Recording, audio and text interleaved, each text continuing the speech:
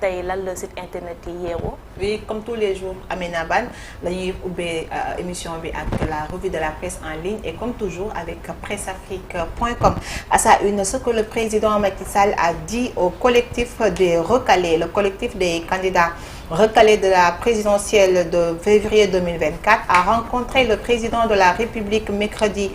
pour lui soumettre ses demandes quant au système de parrainage dans lequel ils ont relevé plusieurs irrégularités. Sur ce point, le chef de l'État a dit ses limites devant la loi et les décisions du Conseil constitutionnel en réponse à la requête qui lui a été adressée le 15 janvier 2024.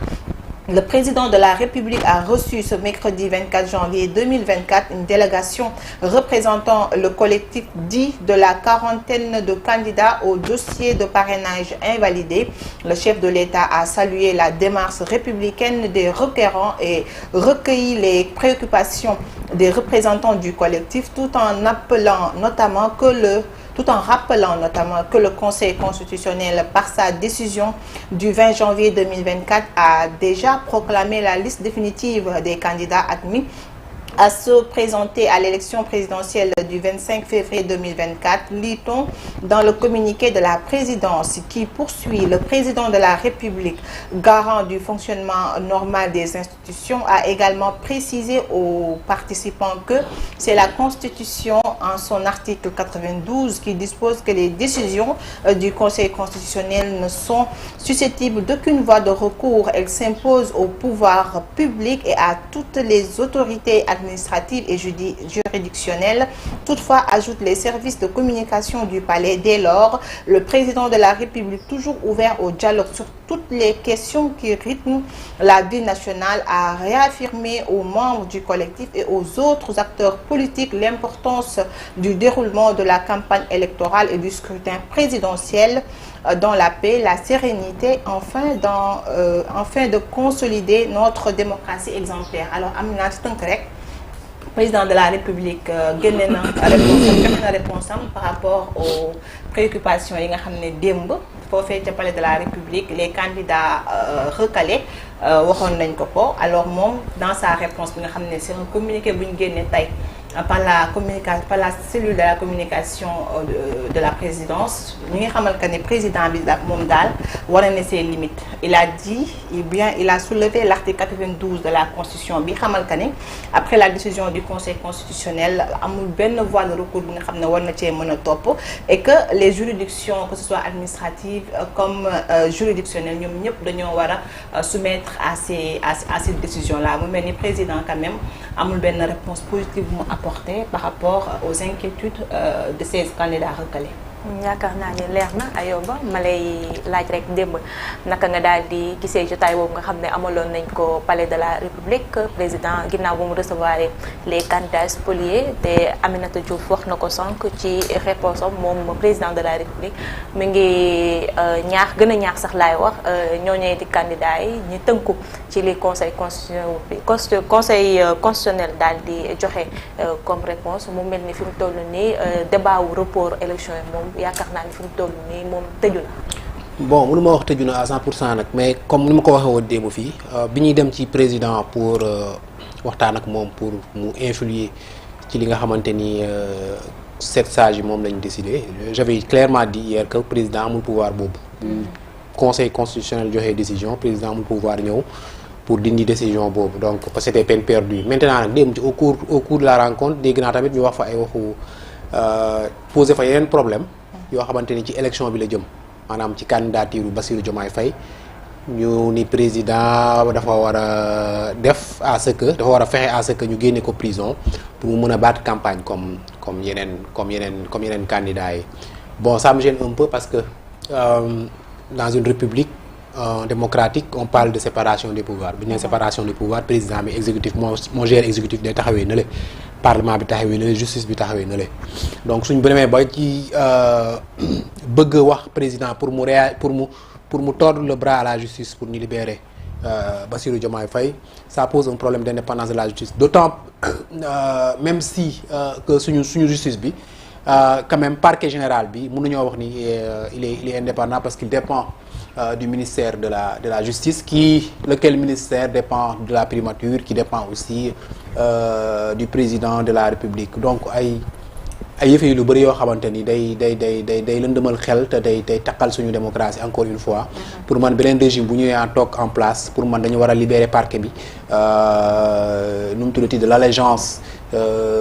du ministère de la justice mu procureur bi mën a libre mën a jël ay mën a poursuivre ku ko neex sans pour autant ministre bi nga xamante ni président moo koy fal wala premier ministre moo koy fal naan ko toppal diw wala toppal diw wala toppal diw. alors fi mu toll nii mënuñu wax ci rencontre boobu noonu sans pour wax ci audio bi nga xam ne déglu nañ ko mu jógee ci mu nekk ay kàddu yu Bougane Gueye Dany moom fi mu toll nii audio boobu ko déglu di nga gis ne yàq na Mimi Touré Kiteme ci li mu jiite woon. kii bi lettre ba pare retourné daal di na moom du fa dem ndax Macky Sall du toog ak koo xam ne moo ko dàqee assemblée nationale ba pare tey ko bokk ci élection yi tey nga yaakaar ni est-ce que ñoom waruñu woon booloo nekk benn say pour jéem a combattre peut-être régime bi nga xam ne ñoo nekk en place au lieu ñu gis loolu dañoo gis ni fi mu toll nii ñu ngi sànnante ay seet. bon xam nga ay affaire politicien la groupe politicien bu ñu dajee la plupart à chaque fois bu ñëpp booloo ku nekk bëgg jiite réew mi ngeen mun leen booloo ci benn kuréel ngeen yéen ñëpp da ngeen di ànd alors ku nekk da nga am benn intérêt personnel de côté. Tu comprends donc à un moment donné foog mu am ay friction foog am ñiy topp seen intérêt ñiy topp seen intérêt moo waral ngay dégg souvent yenn jàppante yi Khalifa Sall def na ko ak Yewwi Askan bi tey jii Bougane ak Mimi Touré ñu ngi koy def biir seen collectif boobu alors que Mimi Touré c'était l'initiatrice de la lettre. Donc bu demee ba ci biir mu rocceeku ni moom du dem ci rencontre président bi peut-être elle a ses raisons Bougane nee na c'est des raisons crypto-personnelles parce que dafa ni président moo ko dàkkoon assemblée et tout mais quoi qu'il en soit affaire politicien la ban journaliste bi en tant qu'observateur du ma ci dugg parce que bu ñu àndaat ëllëg duñ la tàggu. doo ko fekkee donc du ma ko fekkee donc nañ gérer seeni problème entre ñoom te ñu dimbali ñu rek ba ñu dem élection ci jàmm ñun loolu la ñuy ñaan. d'accord comme ni ñu koy faral di waxee rek xam naa Amina day mujj nekk dëgg muy waxi politicien jarul dóor sa doom. xanaa ñu na waa de parce que gars yi moom ñu ngi jiiñante. ñu ngi jiiñ sax nañu dem sax est-ce que duñu ay opposants républicains. en fait dafa am leneen lu ma jaaxal aussi parce que waa PDS dañ déposer benn lettre fële au niveau du bureau de l'Assemblée pour ubbi enquête parlementaire visant 2 juges du Conseil constitutionnel à savoir monsieur Cheikh Tidiane Coulibaly et Cheikh Ndiaye ma gis ni tey ñu ni dañu convoqué d'urgence commission bi ama bureau Assemblée bi pour statuer sur ça mu jaaxal ma trop parce que c'est un truc fast track vraiment bu fekkee nguur gi fi nekk dañoo am yéene ñu dem ci élection sans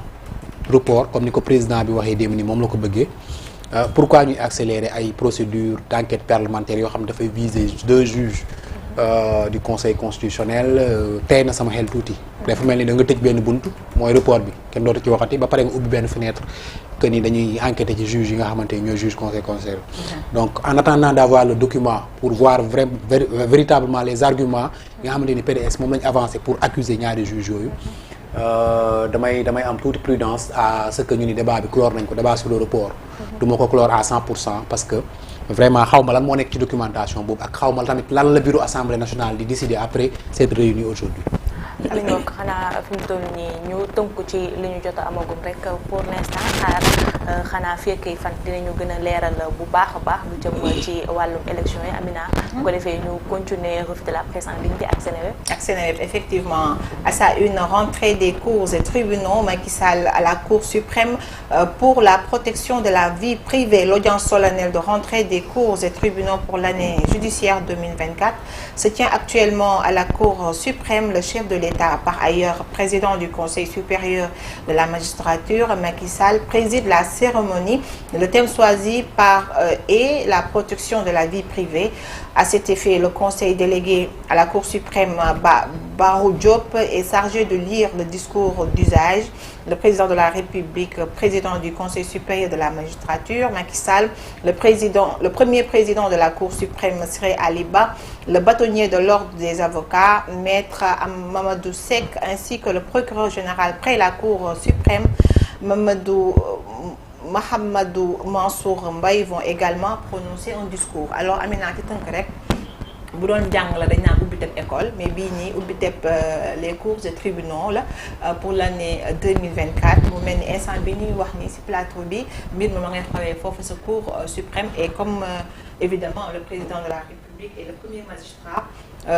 moom moo koy présider donc Amina mi ngi noonu après une vacance judiciaire les cours et tribunaux reprennent service. Effectivement Ayoba tey ñu mën a wax ni Amina wax na ko sax bu doon école dañ naan tey ouverture des classes mais tey ñu gis ni juge yeeg magistrat yeeg ñoom ñëpp dinañ dellu foofee ca nu mu tudd ca cours et tribunaux yi tey mu mel ni bii passé sénégalais xawoon nañu jàppal dans justice parce que nee nañ que ni la justice n'est pas équitable ñu gis nañu justice dafa faree benn boor tey ñu war a ubbiwaat justice maanaam war a la protection de la vie privée. effectivement tey ñu war a commencé waat beneen dama naan beneen chapitre bu bees jëm ci wàllum justice surtout ñu am benn ministre de la justice tamit bu yees tey lan ngay xaar yow en tant que citoyen sénégalais tey lan ngay xaar ci justice bi nga xam ne tey mu ngi ubbiwaat ay buntam dooraat ay dossiers yu bees juste tey ban taxawaay la war a mën a amee Sénégal surtout nga xam ne nous sommes en période d'élection ñu ngi jëm ay élection justice war a am liggéey ci wàllu woowee. bon damay répété li ma waxoon sànq quoi ci indépendance justice bi pour man toll nañu jamono joo xamante ni peut-être justice war na détaché wu carrément ci allégeance exécutive maanaam waratul président de la République di présider conseil supérieur de la magistrature d'abord ensuite ni ma ko waxee léegi parquet waratul dépendre ci ministère de la justice après nag su fekkee yooyu yëpp dañ na pour man justice bi dina gën a am ay coups de franche pour doxal liggéeyam ni mu waree parce que gis nañ fi cette année quand même ay décisions de justice wàcc fi administration lànk ni du ko appliquer te mujjewul fenn état bi moo mujjee am exécutif bi moo mujjee am doole ci kaw justice bi donc tous ces problèmes là moo pour man ci lañ war a gën a penché wu pour man ci justice bi dans cette année 2024 là peut-être après élection bi ñu mën a waxtaane ak njiit réew bu bees bi nga xamante ni moo fi nekk ñu mën a fexe ba ñu justice détaché wu carrément ci exécutif bi pour affirmer son indépendance véritablement. mi nga ko yaakaar naa ni loolu leer na. Amina ko waaw jàll ak wala nga am lu ci bëgg non dama bëgg am lu doole ndax Ayoba damaa bëgg juste ñu taxaw ci thème ren bi. la protection de la vie privée selon yow loolu lan lay und parce que quand même gis nañ fi ñu ci bëri tey ñu ngi ci dans les liens de la détention parce que dañuy wax naan offense au chef de l'État wala outrage à magistrat lan lay undu la protection de la vie privée. seen thème bi ñu choisir protection de la vie privée après ñu ne numérique aussi mooy da ngay gis ni en ligne peut-être données personnelles nit ñi divulguer ci internet beeg yooyu noonu ak vie privée nit ñi def ci internet bi à chaque fois voilà vidéo yi ñuy wane ci kii xam nga di xaaw yi sutura nit ñi loolu tamit c'est très important que ñu jël ci ay mesures quand même parce que dérives yi bari na trop ci internet bi chaque suba nga gis ni war nañ ay vidéo diw war nañ ay vidéo diw te à la fin kenn du ci mën dara parce que ñi koy def extérieur lañ nekk et tout souvent kenn du leen mën a poursuivre donc loolu yëpp jar nañu ñu penché wu ci. surtout cas wu atteinte aux bonnes mœurs parce que fi mu toll nii moom yaakaar naa ne dëkk bi li ko gën a salfaañe délit boobu bokk na ci sutura amatu ci dëkk bi fu ne la vidéo yi di génnee Amina noonu la ñuy jaaree daal dem Dakaractu. Oui, Dakaractu nous informe qu'à Kédougou il y a encore un accident, une collision entre un camion et une moto TVS fait 2 morts. Un camion immatriculé DK 6810BL a accidentellement tué 2 jeunes garçons en provenance de Kédougou et en partance pour Diagri. L'une des victimes est âgée de 22 ans et l'autre de 19 ans environ. Ils ont perdu la vie dans cet accident ce jeudi 25 janvier 2024 à la sortie de la commune de Kédougou, précisément sur la route de Saraya à 8 h du matin. Le camion en provenance de Kédougou et en partance vers Saraya était derrière la moto. Il aurait, on ne sait comment, violemment heurté la moto et aurait écrasé les deux jeunes garçons, tous deux habitants du village de Diagri. Ils ont été tués sur le coup. Les sapeurs-pompiers et la police étaient sur les lieux pour constater et acheminer les corps à la morgue de Kédougou. Alors, Amina, ça c'est encore un drame de plus parce que barki démb rek ñu ngi fiy wax accident bi nga xam ne xew na fee sa Proxaan bi nga xam ne sur le coup c'était 8 morts mais le lendemain on a vu que ni le bilan s'était alourdi à 13 pare guñ ci loolu ñuy xamal que ni foofee sa Kédougou benn camion kenn xamul nu mu def ba écrasé ay ñaari jeunes yi nga xam ne dañoo nekkoon ci moto ba ñoom ñaar ñëpp daal di ñàkk seen bakkan ci saase kenn ki mi ngi am 22 ans mais keneen ki mi am 19 ans mu mel ni ay ndaw la encore une fois yi nga xam ne ont été victimes des drames notamment de l'accident de la circulation. te mu doon lu metti trop ndax deewee ci accident rek dafa metti surtout nag ñu mu doon ay ndaw Ayoba tey pour une énième fois. démb rek ñu ngi ci doon wax démb rek ñu ngi doon wax ci benn accident. effectivement Porokhane bi. ñu ngi jooy premier ministre bi wax un accident de plus encore mais un accident de trop. donc c'est à chaque fois comme ça et les mesures tardent à venir donc voilà wax nañ ci waxaat ci toujours mais dafa mel ni les mesures qu'il faut prendre on ne les a pas encore prises te ba léegi bakkan yaa ngi doon chaque jour. kéemaan na ne waaye nga yaakaar ni fi mu toll nii jotul chauffeur si ñu dajale leen def ak ñoom benn réunion conclave jéem a waxtaan ak ñoom. non amul réunion da ngay sanctionner boo bëggee yëf yi arrêté da ngay sanctionner. mais comme les sanctions tardent à venir. waaw moo tax man réunion jaruñu dara da nga leen dajale wax mentalité bi ñu yor ñëpp xam nañ ko da ngay sanctionner quand tu sanctionnes benn ñaar ñeneen ñi vont suivre mais bu mënul nekk nii à chaque fois nga leen di dajale di wax di sensibilisation mënu ci dara il faut sanctionner et l'État est là pour faire régner l'ordre. L'État sax sanctionne mais en fait peine yi ñuy joxe quand même. mooy li ma la wax sanctionner il faut décrier les peines qu'on donne à ces personnes là parce que nga gis koo xam ne benn camion boo xam ne day fel nit ki rey ko ñu def ko ay 3 mois dont 1 mois ferme quand même. alors que ne kooku dafa jël bakkanu jàmm. surtout loolu bakkan dafa fort ak lu ci mënti am rek ñu ngi jaale bu baax a baax seeni mbokk te ñi dëddu tamit ñu ngi leen di ñaanal yàlla xaare leen ca aljana yu gën a kawe ndax ñiy accidenté rek démb xaw ma bërki démb ci diggante Diourbel ak Gossas ñu ngi leen di jooy noppeeku ñu tey bu ñu déggee nouvelle bi encore Kédougou dañuy gën a am lu ñu metti te di ñaaxaat état rek que ni jot na vraiment mu jël ay mesures ci wàllum tali bi. ci noonu sax encore des mesures ci noonu sax Amina dañuy jaaree di souhaiter un très bon màggal à la communauté mouride ndax tey la Porokhane Maam Jaara mu nekk benn jigéen tu fii am màggal Ayoba sax yow loo def ci màggal gi Ayoba am na doomu tudd Maam Jaara moo tax ma koy laaj lu mu def ci màggal ko ay bernde de muy bernde kër ga waaw chaque màggal dafay moom chaque màggal da koy def yónnee nga fi dee ma yónnee ko free ak banaan xam nga lan mooy différence bi en tout cas gu nekk mbooloo léegi mu la xam yàlla baax na en tout cas daal comme ni ma ko waxee woon sànq rek bon màggal à toute la communauté mouride Amina ñu jaar noonu dem ci xibaaru tàggat yaram bi sport effectivement Emerse Faé sélectionneur intérimaire de la Côte d'Ivoire qui dit le Sénégal est une bonne équipe mais on doit une revanche à notre peuple. Nommé sélectionneur intérimaire de la Côte d'Ivoire après l'éviction de Jean-Louis Gasset suite à la claque contre la Guinée équatoriale, Emerse Faé 40 ans a réagi via Canal+ Sport Afrique sur la qualification in extremis des éléphants qui défieront le Sénégal en 8e de finale. On est content. Depuis lundi, on retient un peu notre souffle. On a été vraiment entre la déception de notre propre match et la peur de ne pas se qualifier pour notre CAN. C'était des jours difficiles, mais on va maintenant dire que la journée se termine bien et c'est une très bonne chose. Mais on est passé grâce aux autres, on n'est pas assez,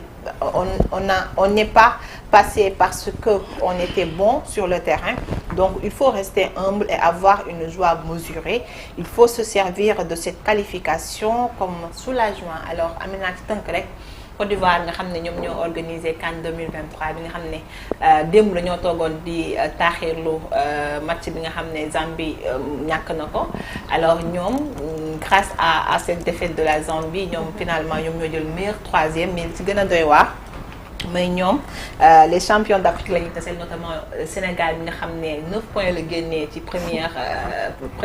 tour ñu koy sax ci phase de poule bi effectivement mu nekk benn équipe bi nga xam ne ñëpp ko xaw a ragalee xel alors ñoom quand même nee nañ d'accord Sénégal une bonne équipe la mais ñoom aussi am na lu ñu war rek seen peuple parce que gis nañ ba ñu leen dóoree face à la Guinée équatoriale peuple bi génnoon na di manifester ba ci loolu sax yàqoon nañ fa ay bus yu bëri yu si bëri ko Ivoirien yu si bëri sax demoon nañ ba jël ay nationalité sénégalaise. te man xam nga la moo ma jaaxal ñoom nee nañu nu mu tudd que ni kii def tirage bi da leen di xeex parce que comment on peut sortir pour faire face au Sénégal xam nga bi ayoba ba passé coup de marteau lañ jëloon mais instant bi ñoom léegi coup de lion fi mu toll nii moom lañ nar a jël ma lay jaarale noonu sax yéen a félicité waale ndax dégg naa yéen a ngi huitième de finale xam naa poussière bi yëpp naar yi ñoo doon jubilé moo tax qualifié nañ dañoo war a jubilé. et puis Guinée mooy meilleur troisième sa équipe bi moom ñoo ngi dem de benn moom ñibbi. non on va kan la ñuy am kii kañ la ñuy am huitième de finale xaw ma kan la ñuy am ba dañ koy dóor dem quart de finale daag. léegi Sénégal yéen nag am ngeen coow. parce que Sénégal ñu war a Ivoiriens yi ñu war a chicoté. yéen nag am ngeen coow. parce que Côte d'Ivoire ngeen dajal Côte d'Ivoire dañoo bëri coow ñoom ñooy pays organisateur vraiment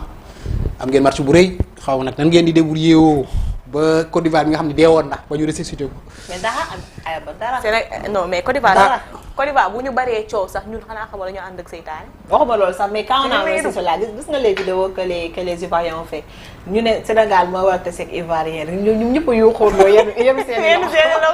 ñoom nee ils sont poisseux en fait. parce que comment on peut sortir ñoom Maroc. attends loolu nag c'est dangereux parce que xam nga joueurs ivoiriens yi dañuy am sursaut d'orgueil te loolu baaxul ci football. amee sursaut d'orgueil bu ñëwee dañuy xataraayu seen kaw donte Sénégal moo leen mën équipe yi bokkuñu sax mais quand même 11-11 la te sursaut d'orgueil bu amee rek après njaaxum mun naa am de. yuuxu mun naa jib fu ñu ko foogewul daal en tout cas daal moom. donc faut être très prudent très solide. ça c'est vrai et très lucide sur la pelouse. lucidité fi mu toll nii moom ñoom ñoo ko yelloo parce que fii ñoom ñoo fi mer ba changer entraîneur.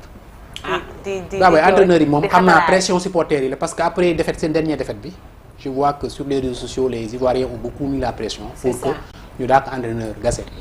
bonte Gassé c'est un très bon entraîneur mais comme ni ma ko doon waxee démb man je ne suis pas d'accord ñu jëlee ay ak fi football toll ñu jëlee ay entraîneurs blancs di leen indi ci équipe africaine bi pour man africains yi ñoo war a jiite équipe africaine en tout cas daal lu ñu ci mënti am mooy lundi 20h moom confirmation rek lay doon. incha allah ren di jéem fekkee ne catuwuñu ñu parce que naar yeeg yëpp tamit ñu ñuy bëgg a catu. kenn duñu cat. kii gars yi nee nañ coupe bi comme que instant bi CAN bi dafa jaxasoo ne nañ coupe bi boo dematee ba xam boo demee ba xamoo foo jëm nga dellu fa nga jóge woon day dellu si waat rek. Aïcha Amina ñu jàll dem actualité internationale. Effectivement, on termine avec Presse Afrique comme toujours. À ça, une mine d'or s'effondre, au moins 50 orpailleurs tués au Mali. Un effondrement dans la mine artisanale d'or de Kabadani a fait au moins une cinquantaine de morts vendredi 19 janvier. Ce site d'orpaillage est situé dans le cercle de Kangaba, à environ 90 km de Bamako. Si les autorités maliennes évoquent dans un communiqué la mort de plusieurs orpailleurs, sans plus de précision, au moins 50 mineurs ont péri lors de ce drame, ont rapporté des sources locales au service Mandenga de RFI. Alors, Amina ci tënk rek prophète Mali beneen jëye moo fa am na benn mine d'or bi nga xam ne dafa effondré wu et on nous parle de 50 victimes et malheureusement ci gën a doy wax mooy ces victimes là sont tous des mineurs. lu metti vraiment parce que rien que nga koy seetaan ci film rek nga gis mine d'or buy effondré wu rek yow tu as peur masa nag nga dund ko surtout mu fekk la nga ci doon daan doole ba dee fekk la fa ñu leen di ñaanal rek vraiment yàlla na suuf oyof seen kaw ayoba. ouais c'est vraiment triste quoi. parce que dafa bari ci genre kii mine yi. accident yu mel nii dafay bari te bu amee léeg-léeg ñi ci gën a néew doole ñooy nekk les victimes quoi. donc comme ni ko kii waxee bon 50 quand même, c'est assez grave, c'est assez dramatique. Donc voilà, on présente nos condoléances au peuple malien. mi ngoog foofu la ñuy jaaree daal di ndànkepp li nga xam ne moo nekkoon revue de la presse en ligne Ayoba ma lay jaajëfal bu baax a baax. maa ngi lay jaajëfal di leen jox dig daje peut-être la semaine prochaine incha allah. incha allah